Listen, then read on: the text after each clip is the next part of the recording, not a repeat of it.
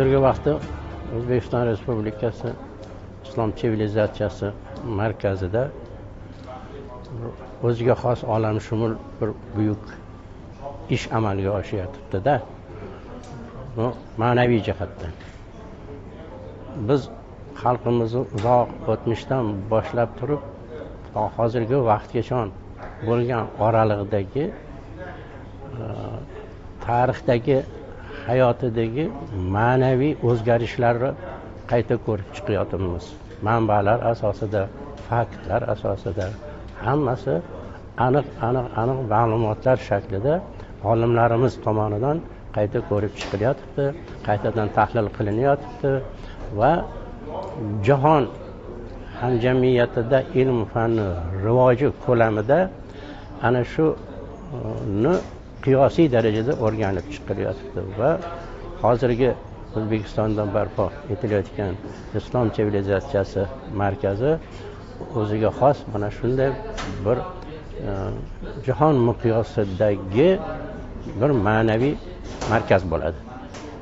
Ana shunday o'zgarishlardan bittasi davrlar ko'lamida olib qaraydigan bo'lsak, bu ikkinchi Renessans, Sobiqroq Amir Temur o'sha harakatlari bilan amalga oshgan ikkinchi Renessans bunga eng buyuk asos bo'lgan.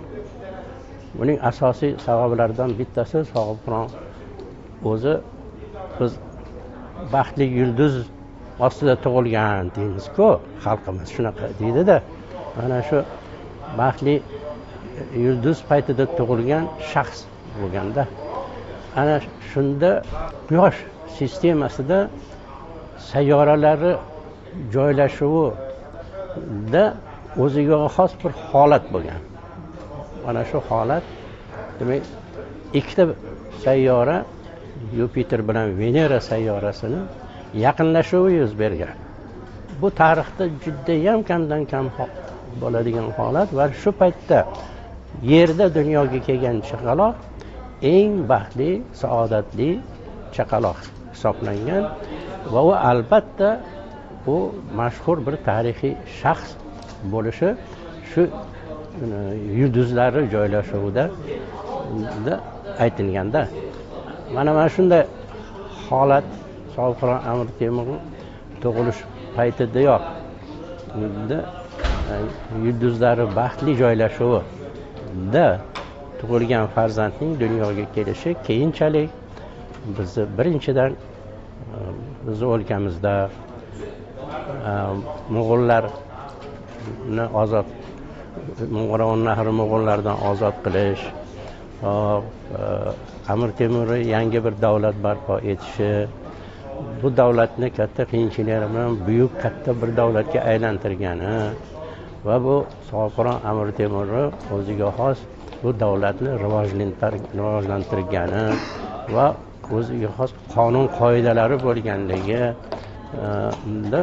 ana shular hammasi o'sha davrni o'zini tarixiy asarlarida yozib qoldirilgan. Olimlarimiz shularni qanchasini fors tilidan, arab tilidan, boshqa tillardan tarjima qilib turib, o'zbek tilida, o'zbek kitobxonlariga yetkazib turibdilar.